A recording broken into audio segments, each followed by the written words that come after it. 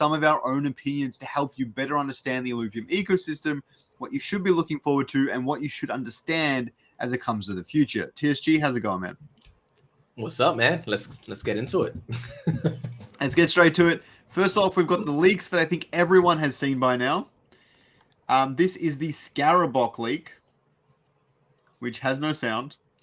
It looks really, really good. I like this one a lot better than the squid ones, which I think are next. Yep.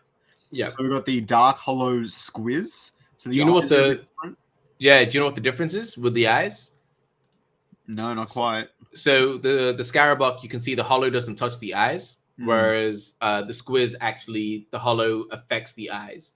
So I think based on the comments that we're seeing, I think Dimitri's gonna go in this direction where the eyes remain untouched, which I think is a much cooler effect. Well, especially if you can give them different eyes, like an evil sort of look, but I don't know how hard or how time consuming that sort of thing is. Yeah. Well, I mean, I think this keeping the eyes the same and then just changing up. I think it's good enough. It looks good. It looks good on Scarok. I just don't know how good it's going to look on other things. That's all. But we've also got the other two in the squiz line. Oh my god, I'm not even sharing it. Yeah, there's three in the squiz line right now. You can see the dark hollow effects on them. Very, very cool. I really like the shimmer effect. So for anyone who doesn't know, that's so that, especially with the lynxes, it will be visible in game. It will be visible which alluvial it is, and it won't completely break. Like if you had a team full of dark hollows, then they will all look kind of the same, and it would be really hard to play the game against your opponent and things like that. So you've got to consider those sorts of things. I think it's a nice touch. Like when you have all the lynxes and stuff. Like, yeah, you can see the eye gets completely covered.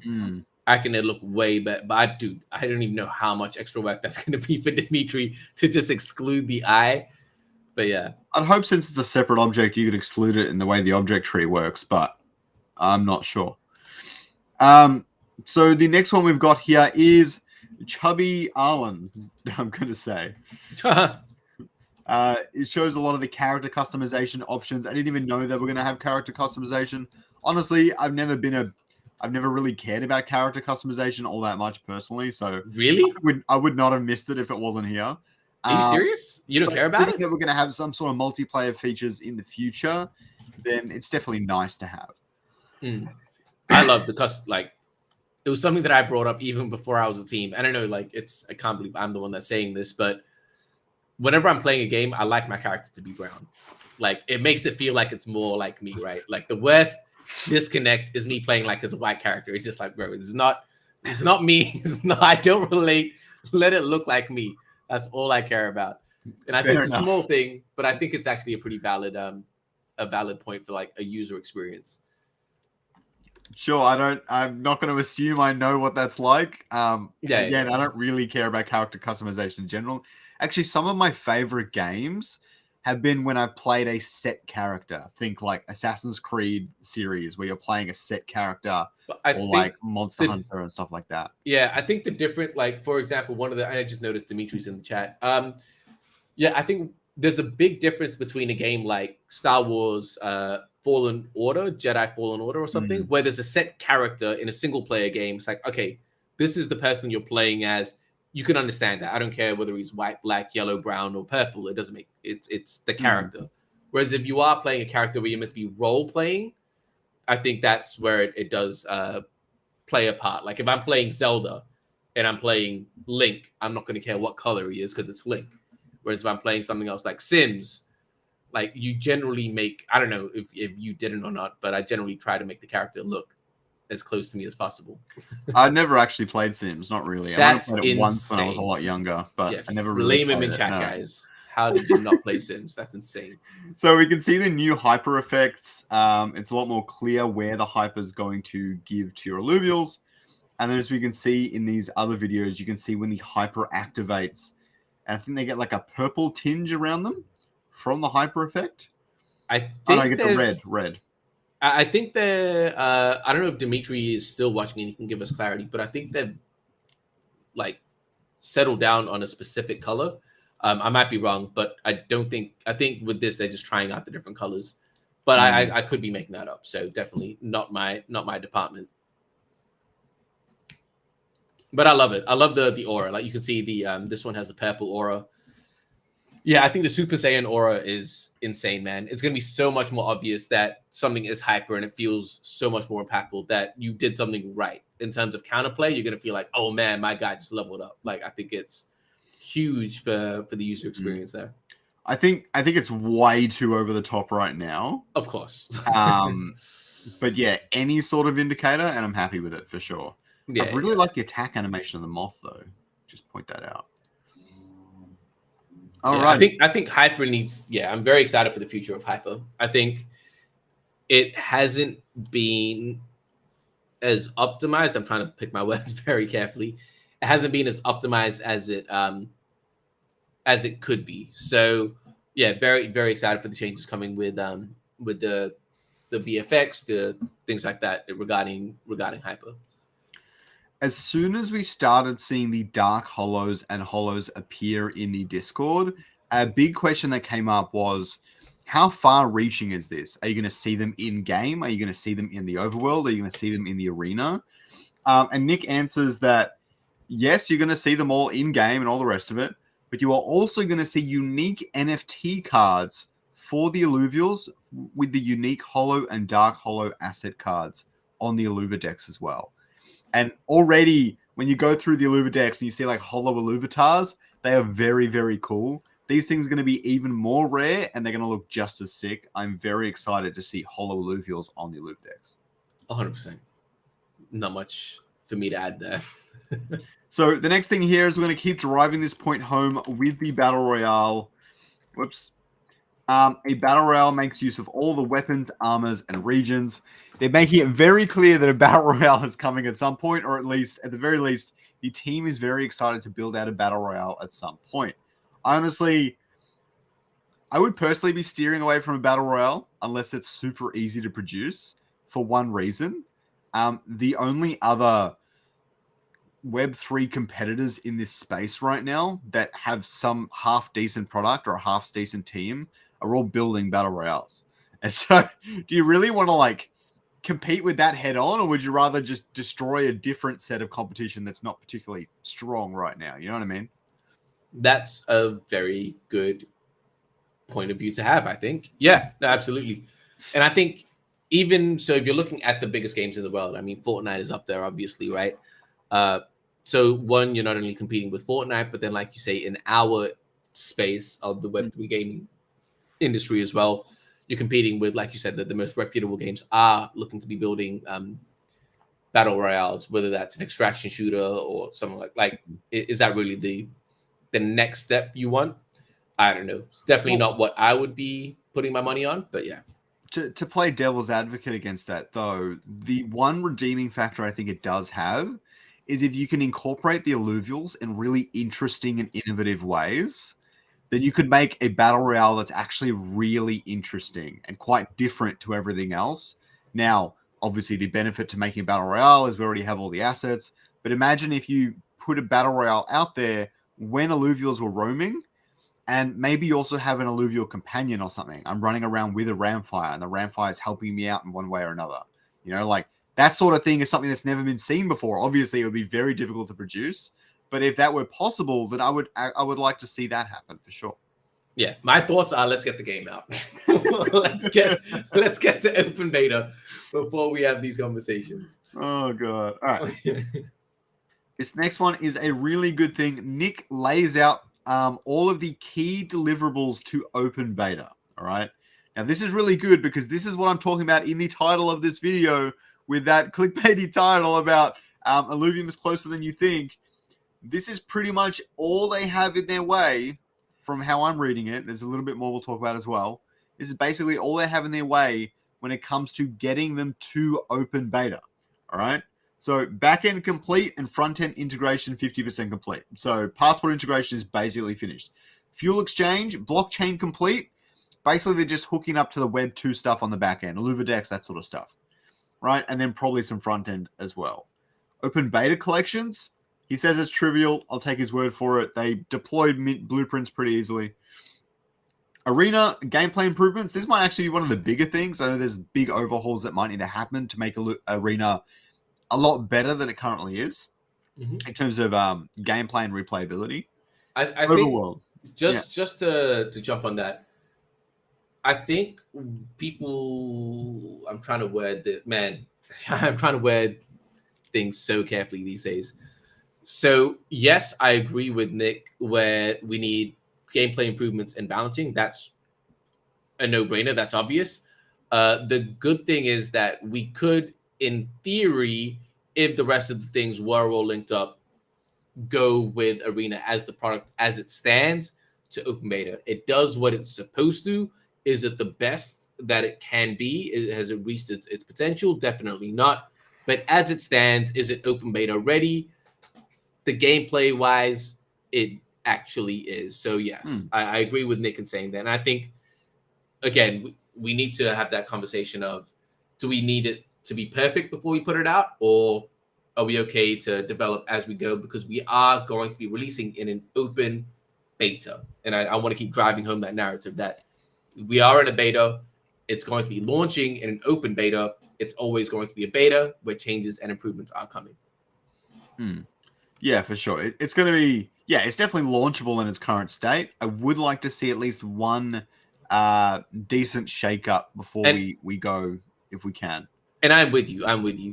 By the way, do you want to address Jacob's question real quick? I will in just a minute. I think we'll finish up this first. Cool. Overworld, polishing the back end for crafting, inventory, and load testing. All of this exists, but requires continued polish. I don't even know what that means, if it's referring to like UX or something else. But Zero, integrating the back end APIs for the fuel exchange. This is pretty important. Hard to say where they are at with all that, but that's pretty important. Testing the IBG on Sepolia, fine-tuning configs with the DAO prior to mainnet launch.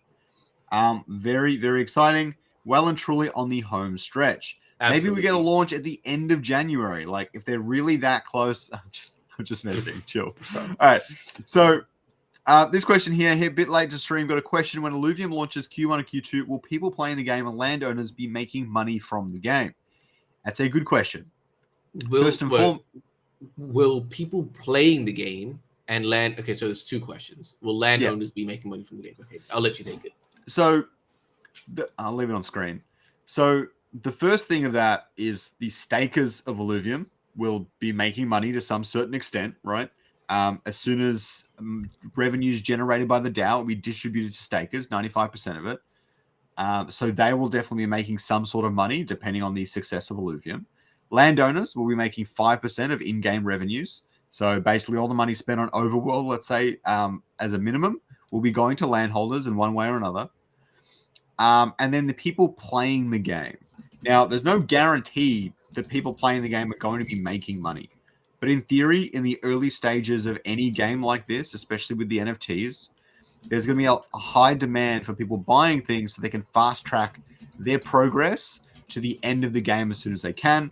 For example, I'll probably ignore T0 altogether and buy T0 upgraded jetpack and boots off the marketplace. That's my personal preference. That's a lie. You're definitely going to be streaming on day one, so you're going to be crafting your own. No. Well, I just go straight into T1. It's fine.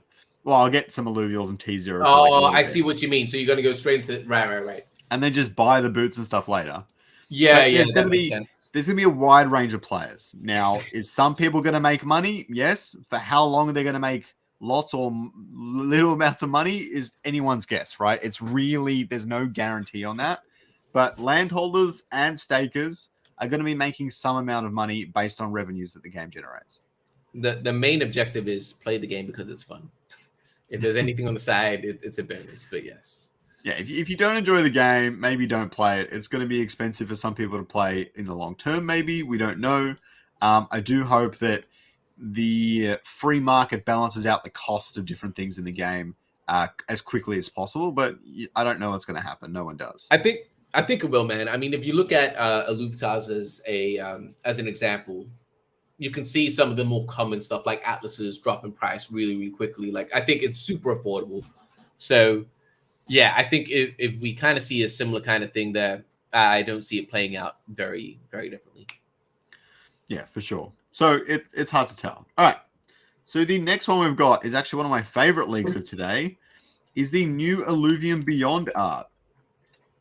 This is, I'm assuming, going to be the banners of some kind for the actual collections in Illuvium Beyond in the album. I'm really looking forward to that. It's no secret that I actually really love the album, and I don't care who knows it. There was, I don't know if you put this in the chat, but someone brought up an idea about like a personalized album. Is that in?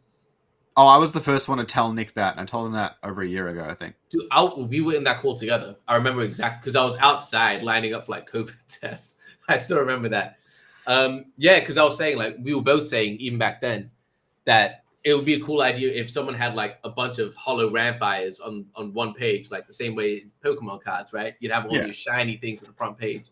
I think that'd be really, really sick. So yeah, big fan of that idea. So I love the album stuff. I do kind of, I would love to see that direction being implemented as well. Well, the other big thing you can do with it all is you can sell album skins, or you can earn them through Launch Party and stuff. And so now you have this customized page. You can put all your Alluvials wherever you want, but then the overall border of it or something is some sort of custom NFT that you bought or something. I don't know. Yeah, for sure. But there's just a lot of freedom with that as a system as a whole, right? Okay, so Nick is just getting through his messages. Apologies for the delay. So this is another mini update. The wallets currently set up in IMX L2 does not equal the IMX Passport wallets. So there's a bit of like a migration upgrade thing that needs to happen there. IMX are expediting it with the ability to deposit direct to a Passport wallet. I don't know if this is referring to like deposit from your bank or like deposit your NFTs or your crypto. I don't actually know what he's referring to here, but it sounds like it's going to be a big UX upgrade for IMX as a whole. Yep, I'm not going to say much on this. You don't know what it's for, or you're not allowed to say? I mean, I'm not sure what he's referring to exactly there. So yeah, I'd rather not say if I don't know. Easy. So another one from Nick. Nick posts a lot of really juicy stuff in the Discord, in case you guys haven't noticed that yet. Yeah. Yo, go into the Positive Vibes channel and just shout out Nick, man. He's pretty much feeding us this show every week. Yeah, to a certain extent. We should just like get him on. I can give him the key to my channel, and he can just go on and do it himself. Yo, can you imagine if we bring him on and we're like, "Yo, react to the stuff that you said. What did you mean by this?" We kid, but that would actually be really good insights. Okay. No, wait, wait. So account areas V2, which we've touched on a little bit already. Admin delivery, finished planning beyond set 1 wave 3. So that artwork is complete, and UI plan to commence late January. So basically they're almost done with a lot of that stuff. Basically wave 3 is ready, locked and loaded to go more or less whenever the council decides it makes sense. But there's a lot of ongoing discussion, so there's no use rushing that. And yeah, fuel exchange front end flows needs to be finished. We already covered that. Okay, this one's really interesting. Ben posted this, which I did not expect. But Ben basically says on the entire discussion surrounding bug abuse, reporting, bans, all that sort of stuff for the Illuvium Arena, if someone doesn't report a bug and deliberately abuses the said bug for your own gain, ban. If you abuse but they're reported, it's fine. Well, I mean, no one wants to be up against that guy, and we're not going to love that person, but you're not going to be banned for it. It's a beta. They know the bugs exist, and they're working to fix them. So, yeah, I didn't know he would take such a hard stance on that, but it is a beta test, so helping improve the game is the number 1 priority, and that's basically what he's touching on here. Yeah, I have no idea how that's going to be enforced, but yes. You can ban their account and shame them publicly. But I mean, how would you know if they... Yeah, okay. I don't know. Yeah. So I really like this one, plus a few goodies. So it sounds like there's going to be some level of overall upgrades before open beta comes. I don't know how detailed they're going to be, or if some of them are going to come shortly after open beta, but they're definitely working on a lot of stuff, and I'm looking forward to seeing that stuff implemented. I am excited for when... Yeah, I'm excited for the next iteration of Overworld for sure. But you have details on that. You don't have to say them. Just tell us if the upgrades look good or they look fun. Yeah, I mean, I'm excited. I'm excited for how it develops over time, yes. Okay, so Hyper Aura. It wouldn't make sense for the Hyper Aura to match the dominant affinity, as responding to Taryn. Bloody Taryn, terrible question. The current hyper manifests as your class bonus, not your affinity bonus. So we have some other changes going in as well to clarify some things. Honestly, I agree. I would actually like it to match up with your hyper affinity as well. Even though that's not how it manifests. I think it would be fun to see. Yeah. I mean, it would be cool to see, like, but I get it. It's just unless there was a really cool way to make it represent your class bonus well. Because like with colors, that's really hard to do because the classes aren't really represented by color. Yeah. But maybe if there was like a little aura thing that appeared above the Alluvial's head in like the shape of the fighter symbol, I think that would be pretty cool. As long as it doesn't get too cluttered. Yeah. And regarding the last thing about the goodies with Overworld, I think I just realized I was like super vague and I should give some. So I mean, like the main objective now is we hear the community, we hear what everyone's saying, the feedback with it all.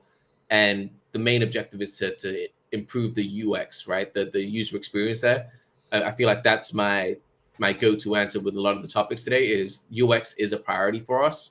And so we're going to try and figure out what goodies are required to improve that side of your experience. So yeah, that's kind of what I'm vaguely referring to with some of the goodies. I can't give details about it, but just understand that is the objective of what Aaron is talking about.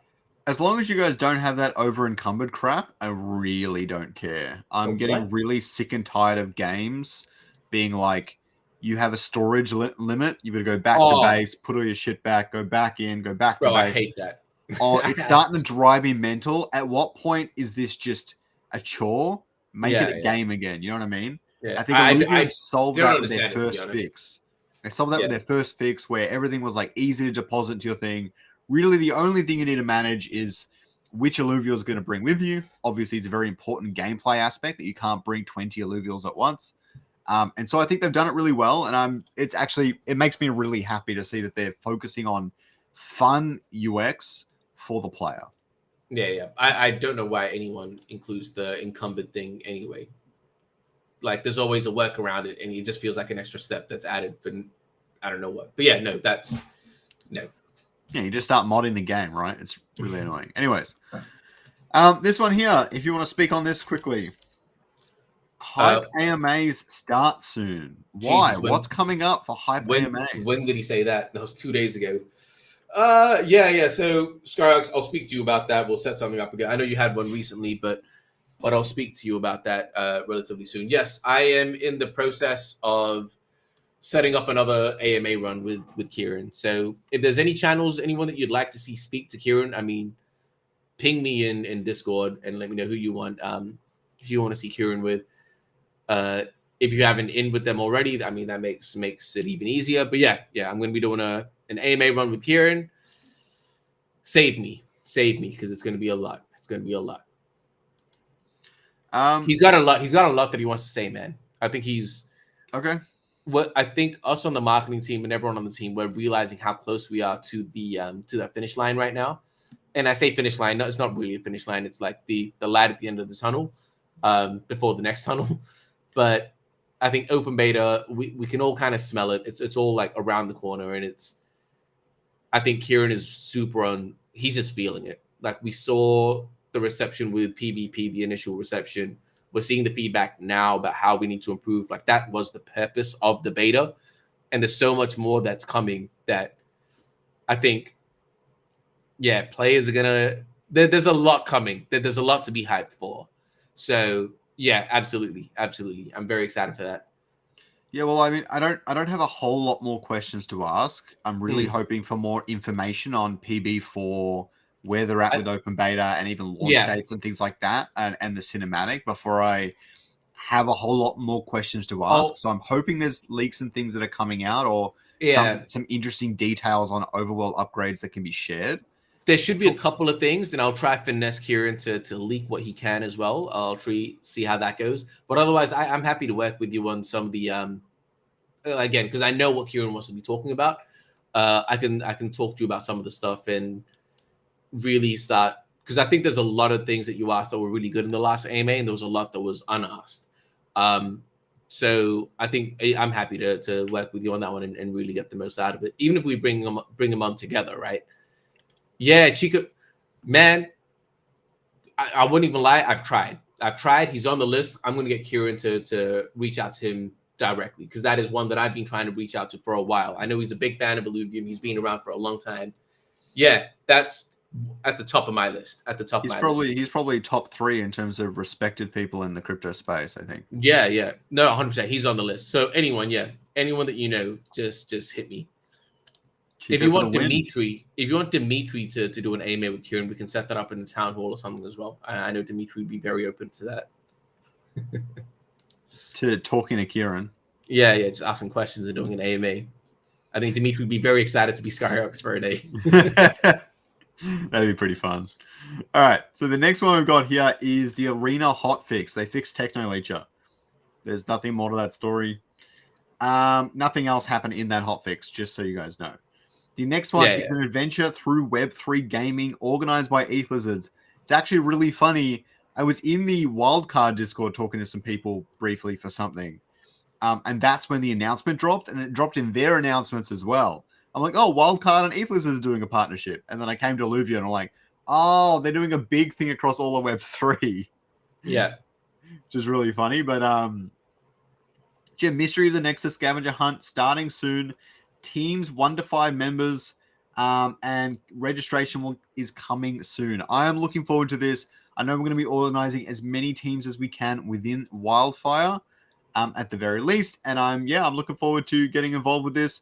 I did do one of their graphics, so I don't even know if I'm allowed to play. I know they hid all the information from me, so I should still be eligible. But I helped them out with one of their things, which was a bit of fun. I mean, any in the ETH Lizards team, man, they're just killing it. I'm very, very excited for the next run to see where they stand. I think they're absolutely smashing it in the Web3 gaming space. Oh yeah. The next one we've got here is this Illuvium DAO monthly burn report. I didn't look at this. Did anything stand out? Nothing crazy. It was a pretty normal burn report for December 2023. The only thing that stands out is the Treasury wallet is basically going to be out of money at the end of January, by the sounds of it. And then we've got 15 mil between the capital raise and the safety pool, obviously. So we've still got about 12 months of runway. But it's interesting that without the capital raise and/or safety pool, we would have had to start digging into the Treasury theoretically, but I'm sure we would have been able to get a capital raise of some kind. But it's just interesting. It's interesting seeing that. But yeah, with launch coming in a few months, it's not a big issue and will be worth revisiting after all that kind of kicks off. I know a few people had concerns with the moderator compensation, which was $16K for the month. But Rich did clarify that they're paid every 3 months. And so that's actually a 3-month pay packet, which now seems insanely small. They have, I believe, 6 mods. So you can do the math yourself. It seems very small for 3 months. Okay. So the hotfix, we just covered that. I don't know how that happened. Hold on.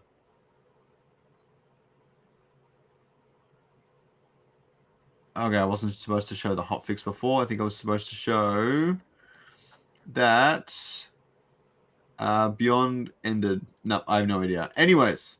It's not an issue. This one here, Town Hall with Johnny. It is in about 20 hours from now. I am very excited to watch this. I'm assuming someone is going to be recording it yet? I'm not, but I'm sure it will be recorded. That's a dick thing, yeah. All right. Hopefully I'm going to record it as well, just in case, and be taking lots of notes and things for the governance newsletter among my own videos, obviously, as well. So amazing. I'm really looking forward to this. 1 hour after this, Pal World drops, and I'm going to be downloading that and trying to get on stream as soon as possible. Cool. A big evening for Scoriox and everyone who loves Power World. Gonna weave Power World into everything now. Okay. There's a bunch of really big community discussions happening right now, mostly surrounding Illuvium Beyond and Illuvium Beyond Wave 3 more specifically. Philo has done a lot of them. Seaton has been talking a lot in these conversations as well.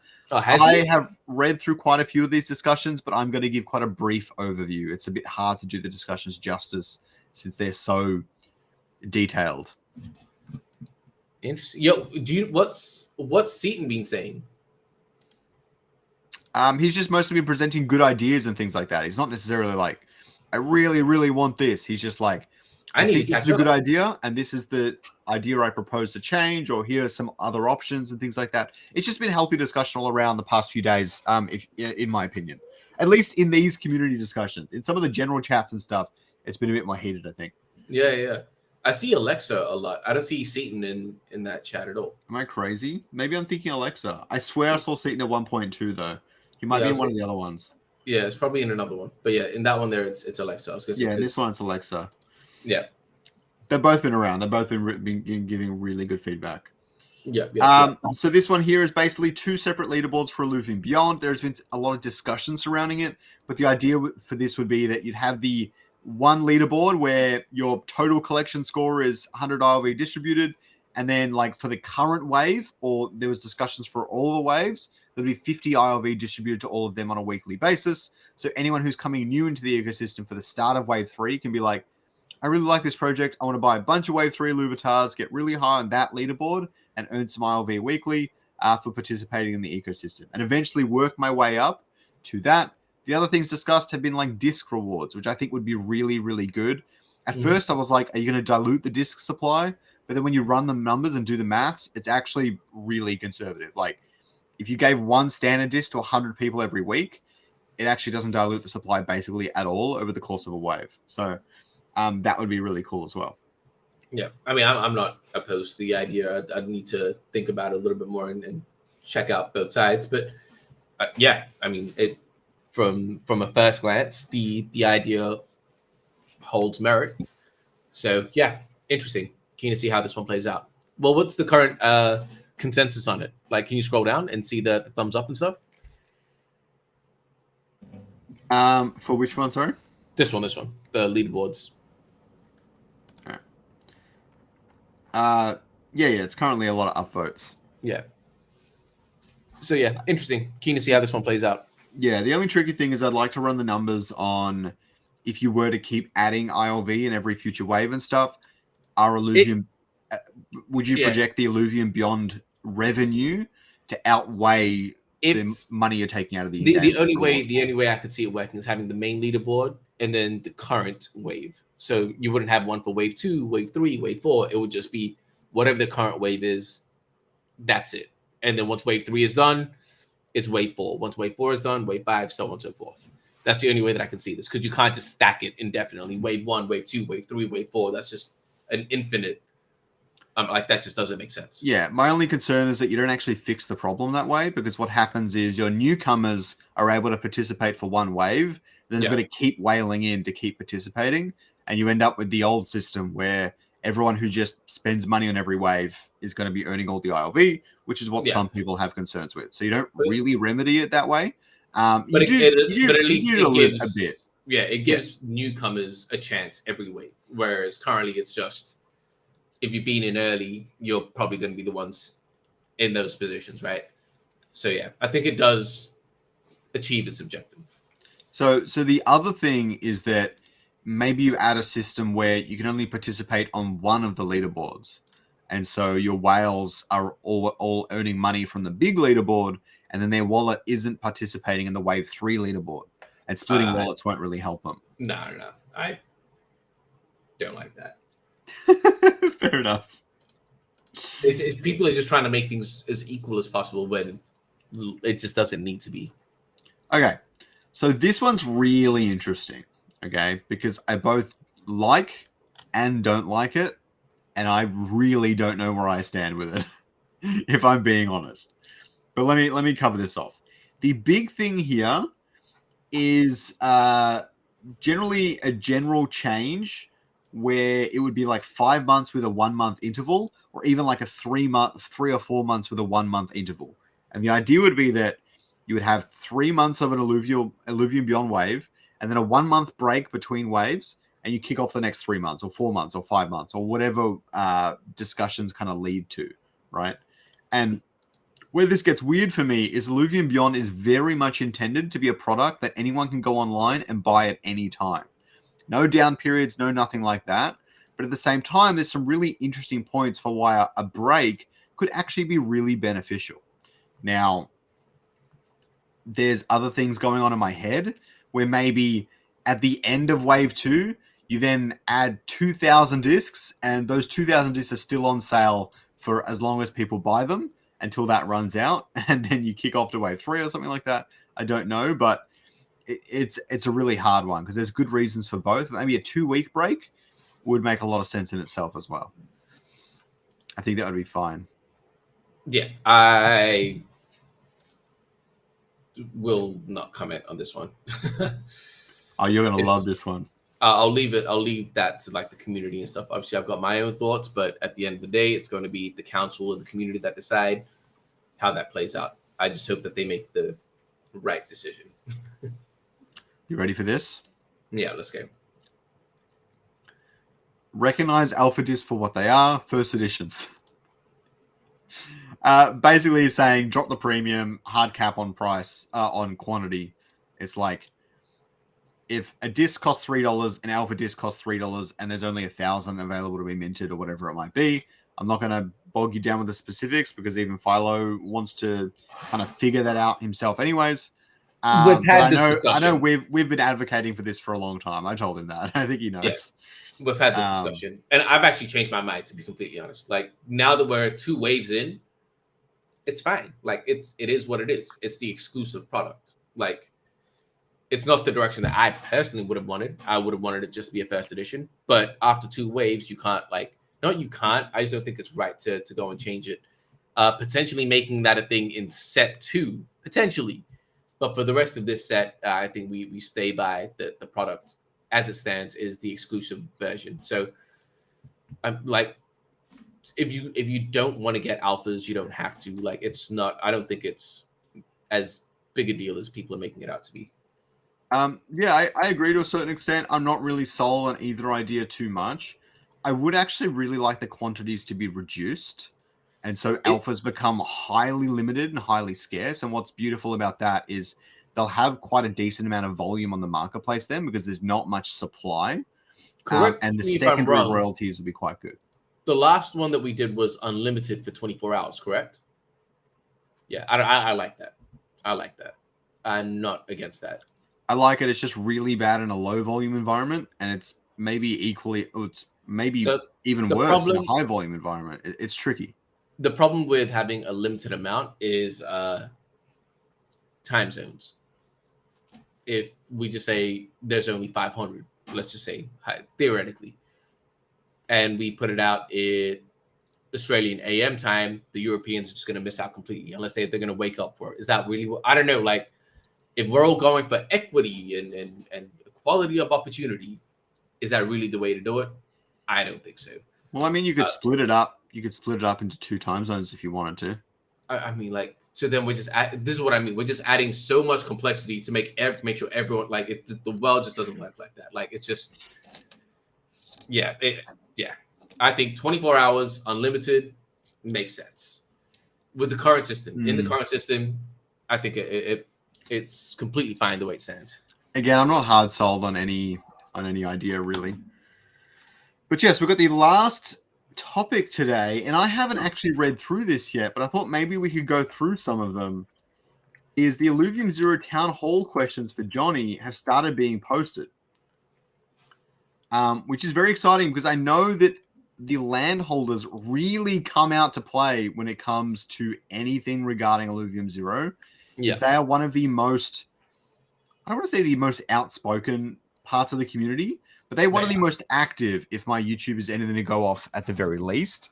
But they're just they're really active, especially in governance, in understanding, and in engagement with the Illuvium community in general.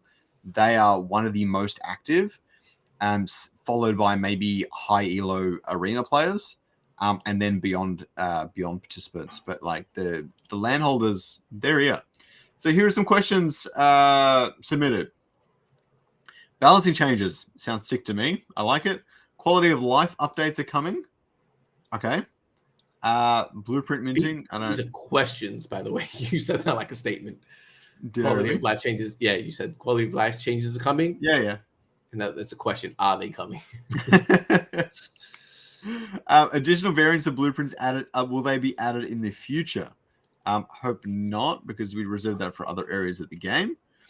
Since changes like plants granting elements when harvested in the implementation of the Podarium mostly benefits low tiers, is there changes or buildings getting introduced benefiting high tiers? That's a really good question. I'm just excited for the town hall, man. I feel like we haven't had too much publicly. The community hasn't heard too much about what's happening with Illuvium Zero, and I think Johnny coming out to address that head on is going to be a very, very exciting thing to listen to. I just had an idea for a question.